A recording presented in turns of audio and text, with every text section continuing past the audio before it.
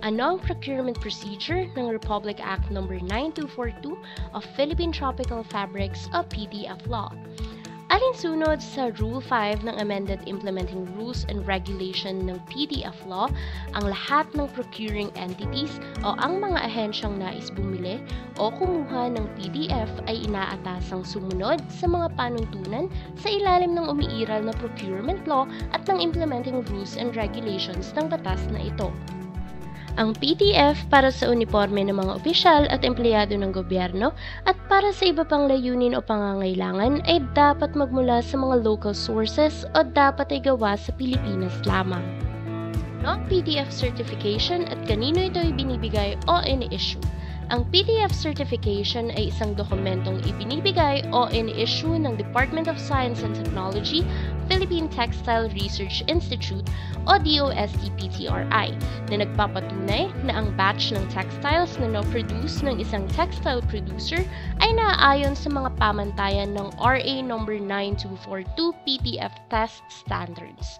Ang textile producer ay kinakailangang magbigay ng tela o fabric sa DOST-PTRI upang sumailalim sa testing. Ano ang sinesertipikahan ng DOST-PTRI?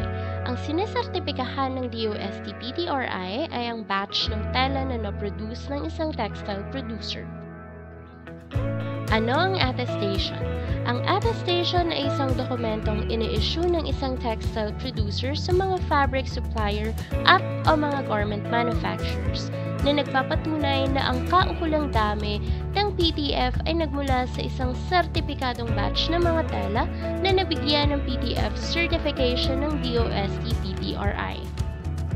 Ano ang Permit to Transport Fibers? Ang Permit to Transport Fibers ay isang dokumentong ini-issue ng Department of Agriculture, Philippine Fiber Industry Development Authority o DA-PhilFIDA sa mga lisensyadong fiber trading or processing establishments na nagsasaad ng lugar ng pinagmulan ng mga natural textile fiber or NTF at iba pang mga impormasyon.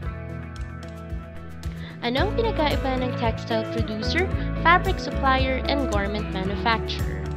Ang textile producer ay isang RA No. 9242 qualified local manufacturer na engaged sa paggawa ng tela gamit ang locally sourced natural textile fiber sa pamamagitan ng spinning, weaving, knitting, dyeing, printing, and/or finishing. Ang fabric supplier ay isang RA No. 9242 qualified local enterprise o commercial business na nagsusupply ng mga tela na galing sa mga textile producers. Ang garment manufacturer naman ay isang RA No. 9242 qualified local enterprise o commercial business na engaged sa pananahi, paggupit, paggawa, pagpoproseso, pagkukumpune, pag-assemble o pag-convert ng tela o fabric materials sa isang garment o damit o article of clothing na idinisenyo o nilalayong isuot. Kailangan bang kumuha ng kopya ng attestation at permit to transport fibers ang procuring entities o mga ahensyang bibili ng uniforms? Ang procuring entities o mga ahensyang bibili ng uniforms ay kinakailangan lamang na kumuha ng kopya ng attestation upang masuri kung ang batch ng mga tela ay naaayon sa PDF standards. Hindi na kailangan ng permit to transport fibers dahil ang impormasyong tungkol dito ay nakapaloob na sa PDF certification. Kailan dapat mag-require ng testing o test report ang mga ahensya sa bidding ng uniform? Una, kapag mayroong specific requirement na hindi kasama sa minimum specifications. At pangalawa, kapag kinakailangan ng verification ang mga tela na na-deliver.